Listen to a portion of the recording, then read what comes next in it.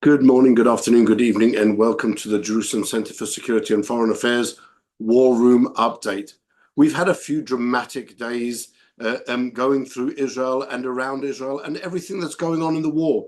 We've seen more activity going on in Gaza, more activities of the IDF forces. IDF forces destroying a kilometer-long tunnel in the center of the Gaza Strip.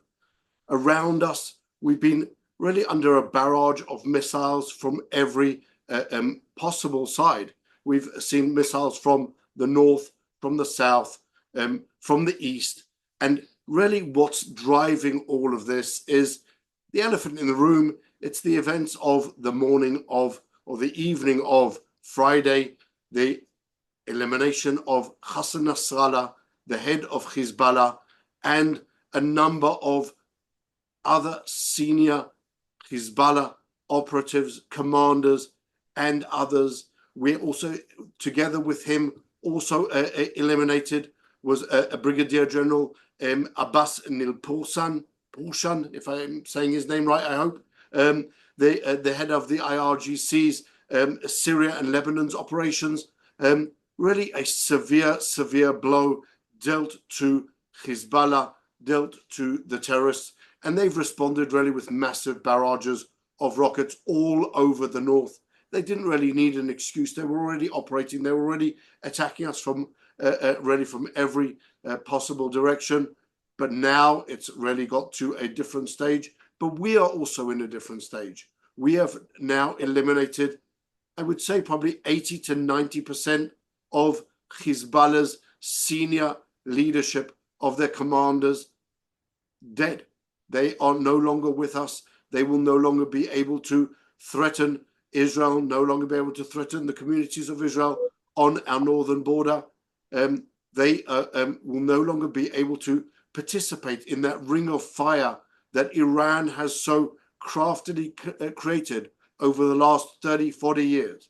We're now in a situation where a former senior advisor to Iran's former president, Mahmoud Ahmadinejad, was asking on his Twitter account, on his X account, it's now almost a year to the 7th of October.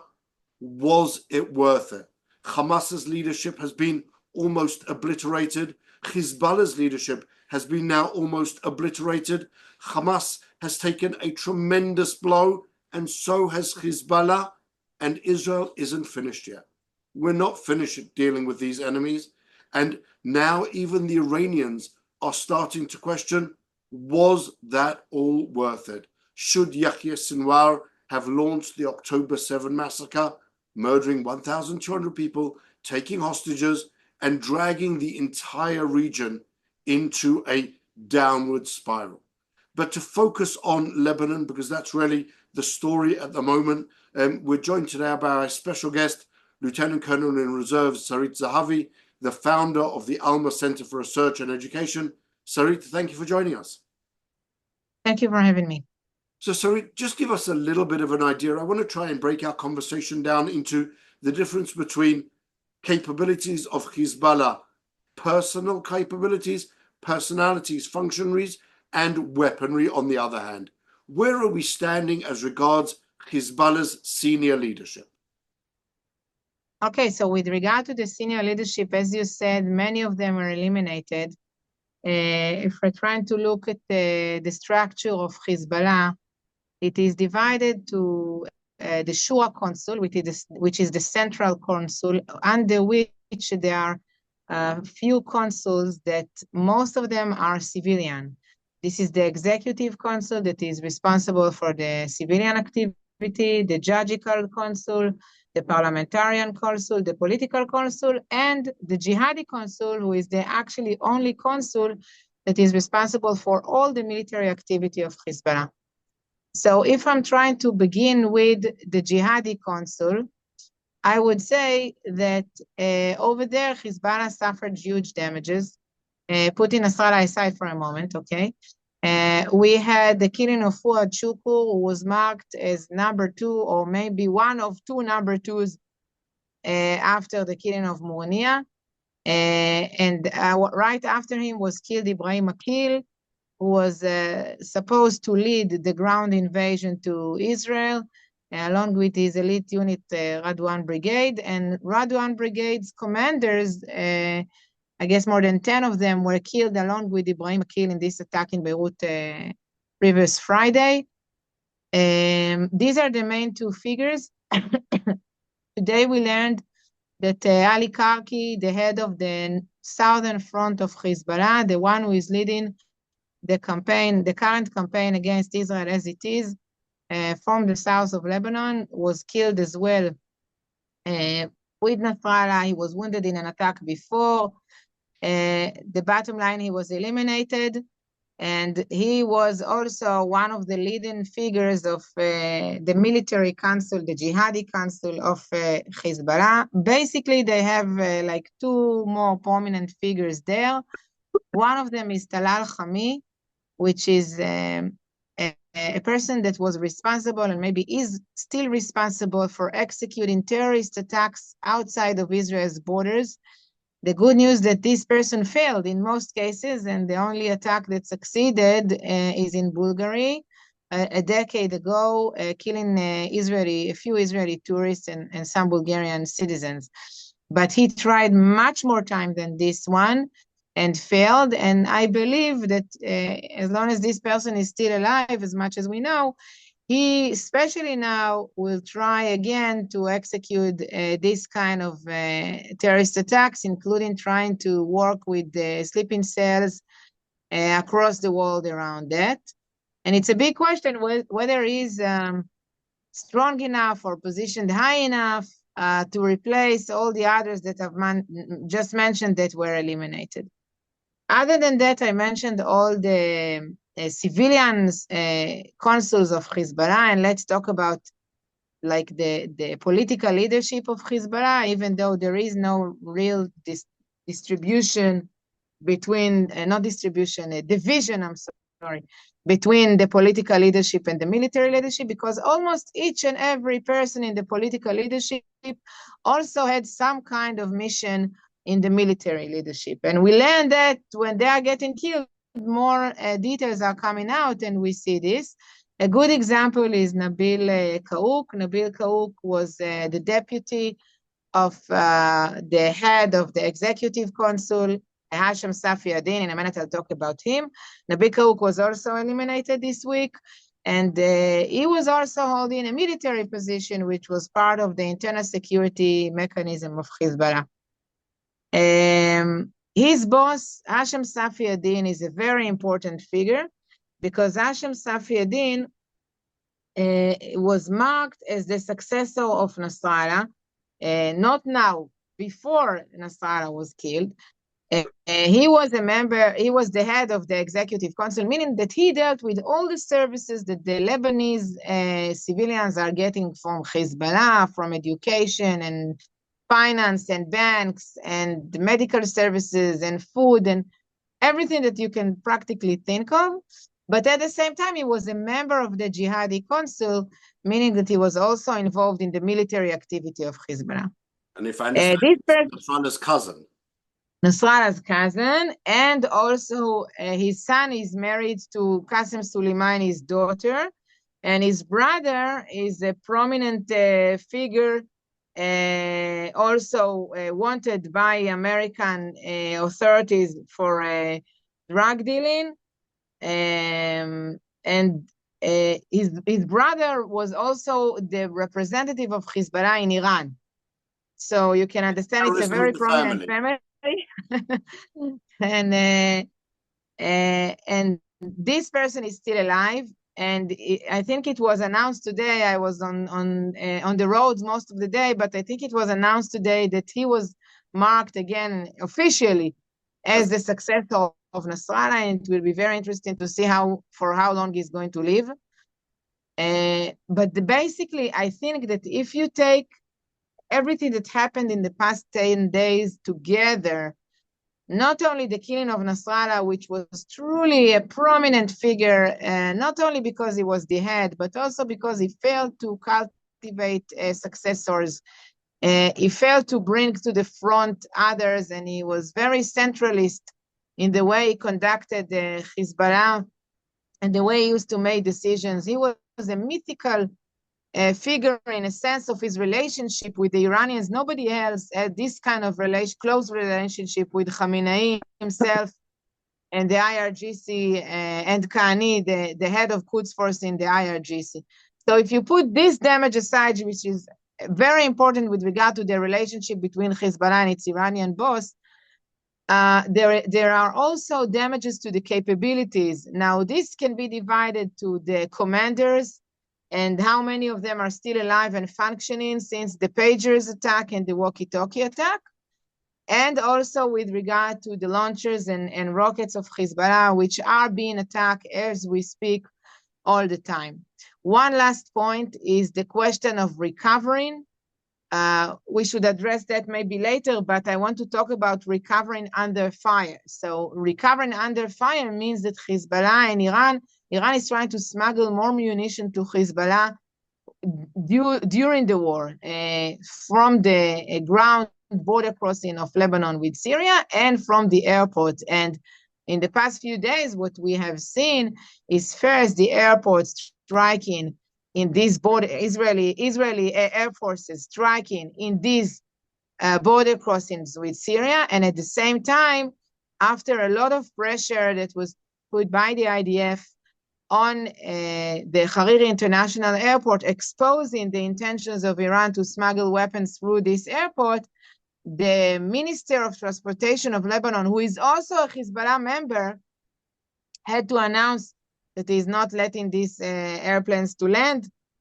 And once they land, they will be attacked by the IDF. So the fact that the IDF actually made a very clear statement that it is not going to enable the smuggling to continue as long as this war continues, this is very important. And with damaging any recovering of Hezbollah, it's the arsenal of rockets and launchers.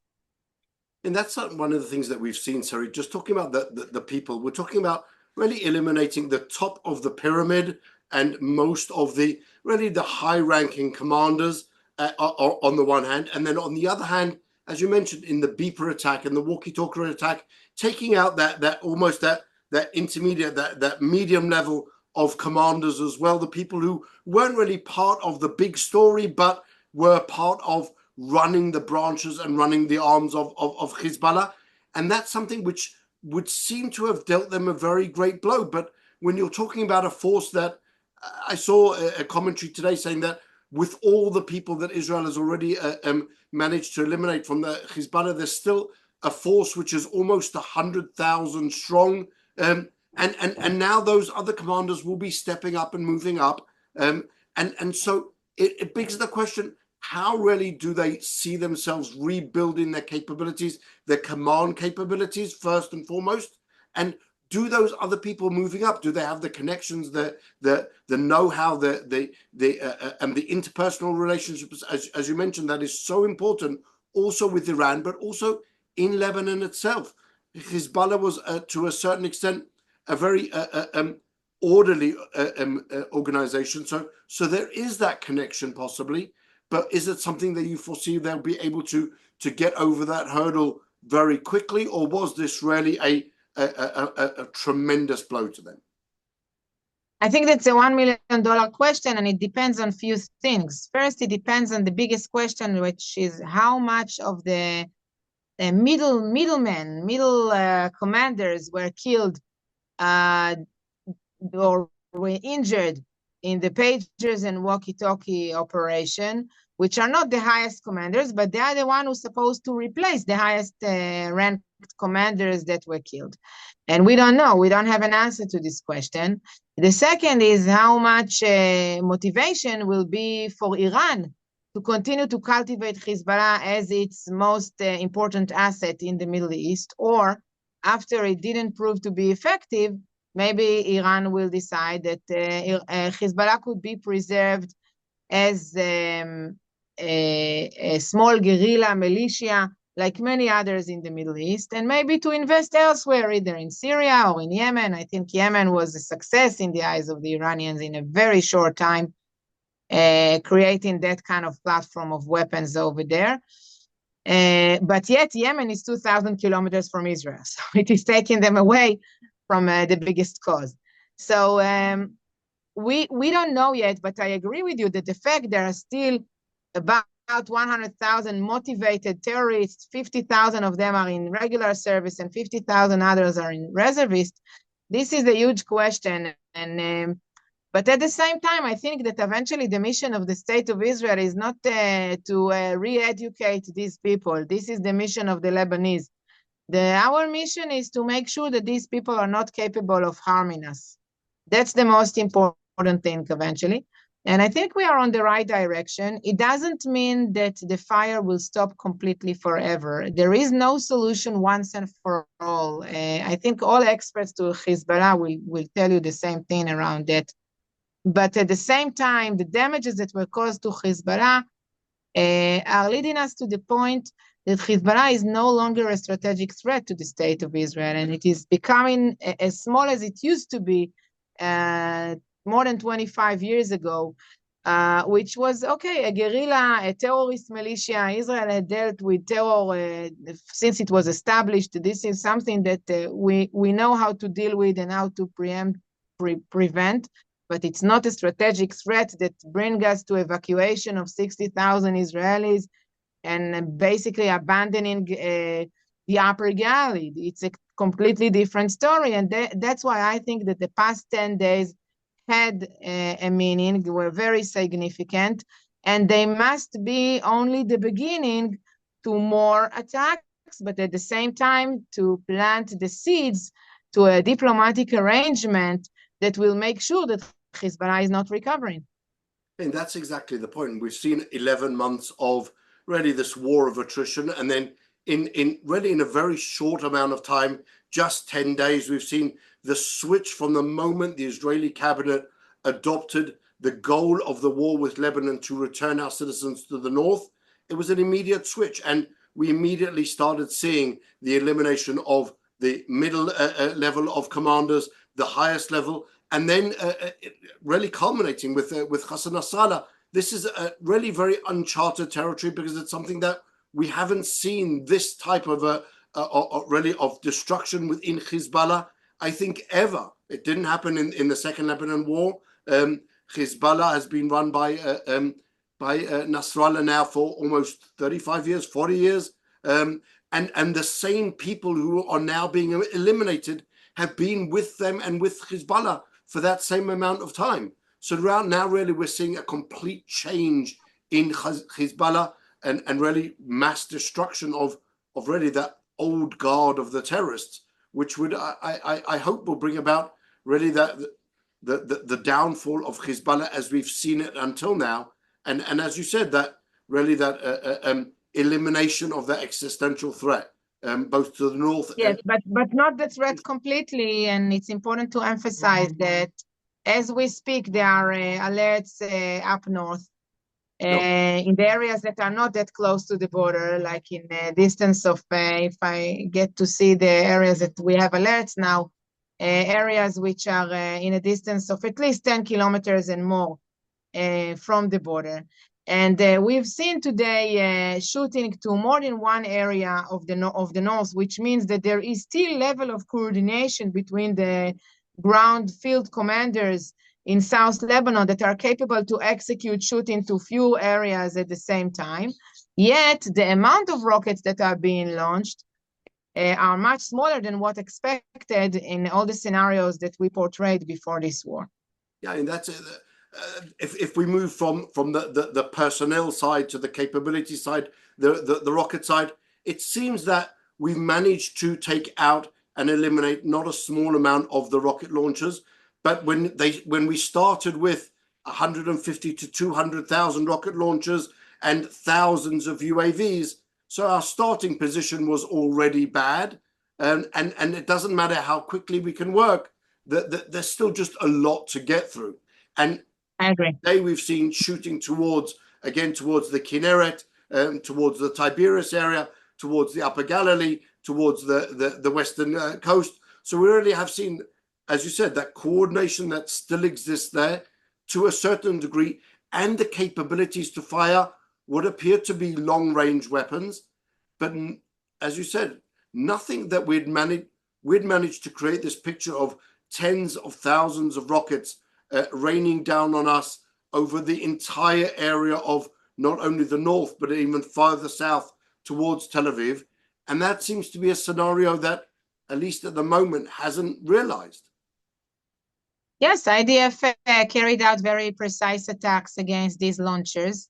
And I think even the fact that it was not a campaign of shock and awe, that you need to eliminate everything at the same time. But if you remember, the biggest attack started in August 25, actually, that at that night, many launchers and rockets were destroyed as well in South Lebanon.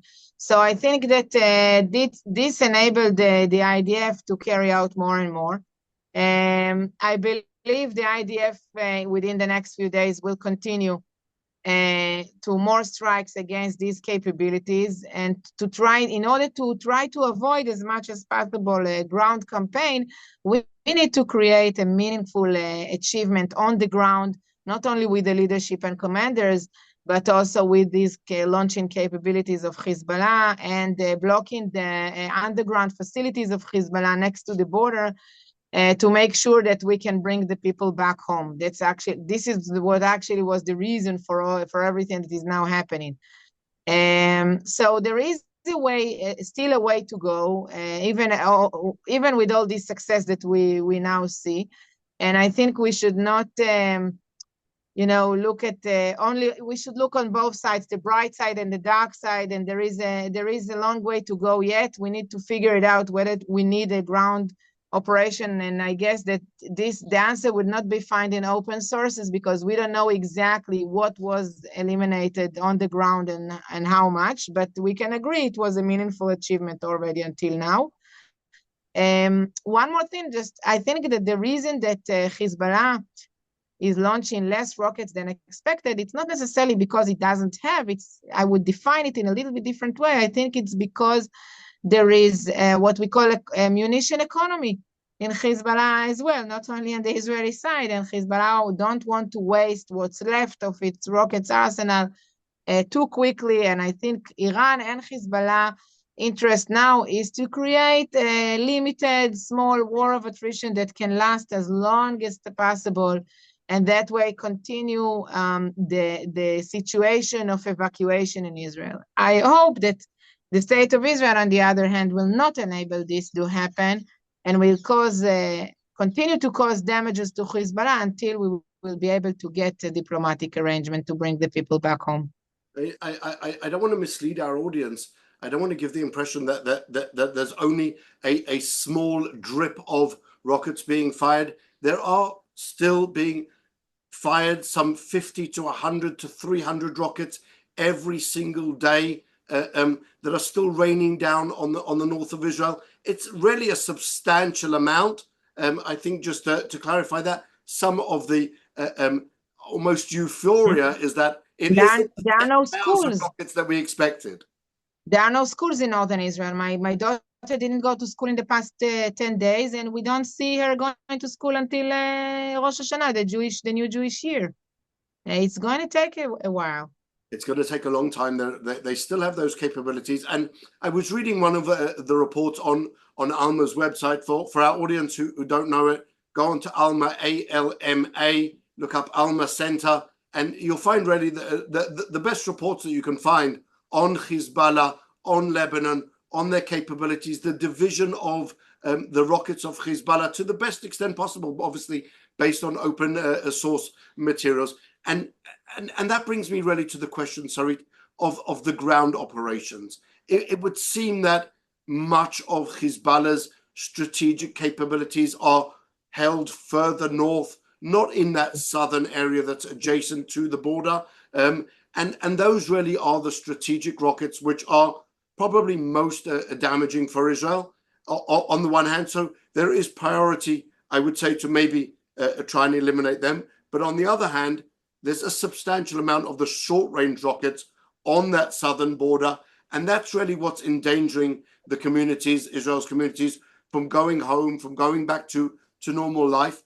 Is this something which can only be solved through a ground operation into Lebanon, limited as it may be? Or is there something that can only be dealt with or can be exclusively dealt with using the Air Force?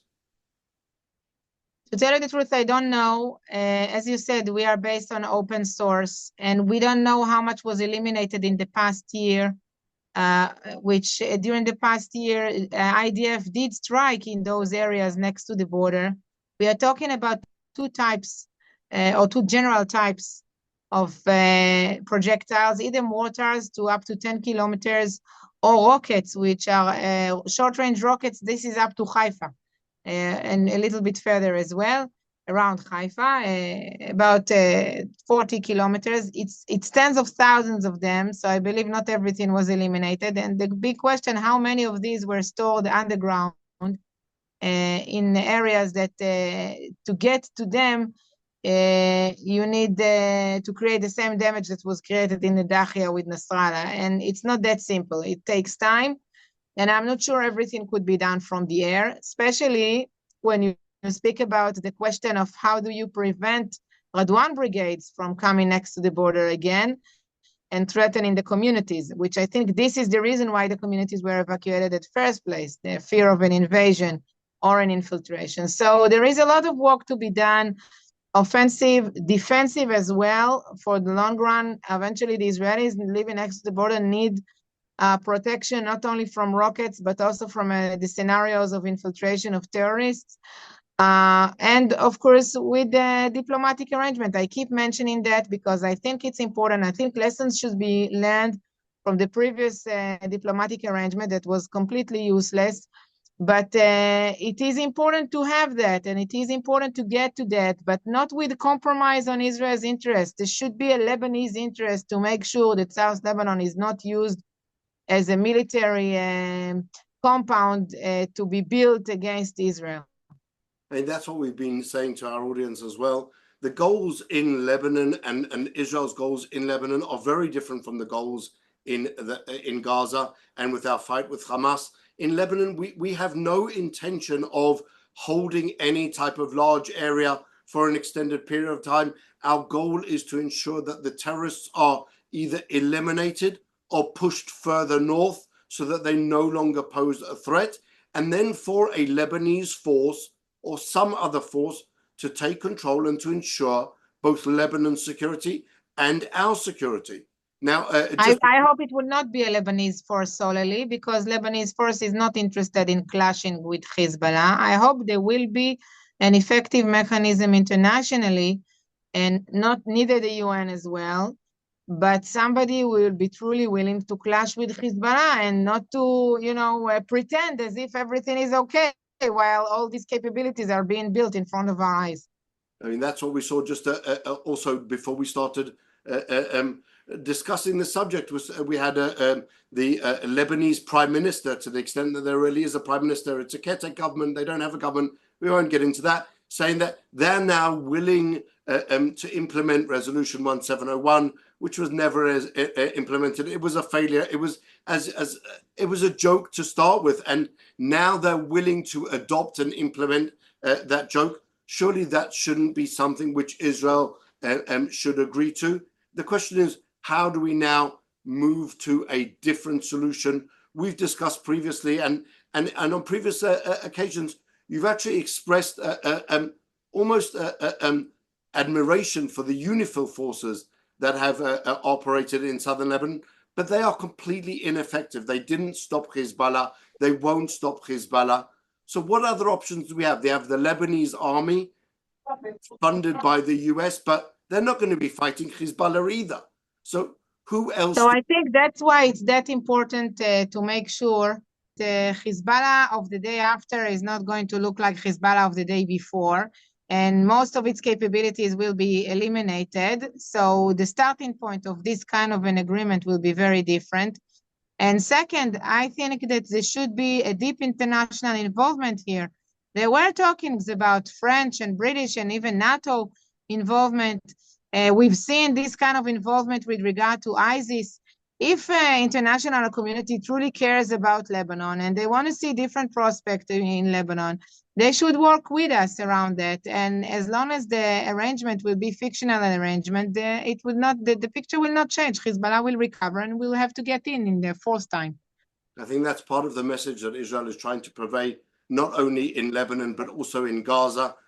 Dealing with Gaza isn't solely Israel's problem. Dealing with Lebanon isn't solely Israel's problem. And if the international community doesn't get involved and doesn't take responsibility for what's going on, both in Gaza and in Lebanon, then we will just see the return to these cycles of violence. And that's something which obviously no one wants again. It's destructive for the Gazans, it's destructive for the Lebanese. And so obviously finding that golden path out of these cycles of violence is something which should be of the utmost importance. Sarit, as you know, I like to end the programs on a positive note going forward. Where do you see us going in the near future, the next week, 2 weeks, months? Is there a positive front for us coming? Will our citizens be able to return home? Will your daughters be able to go back to school? Look, I must tell you that 10 days ago, I had very little hope that things are going to get better. I think that now, after I saw the capabilities, I saw the strategy as well, not just coming in, but creating tons of damages before doing anything on the ground.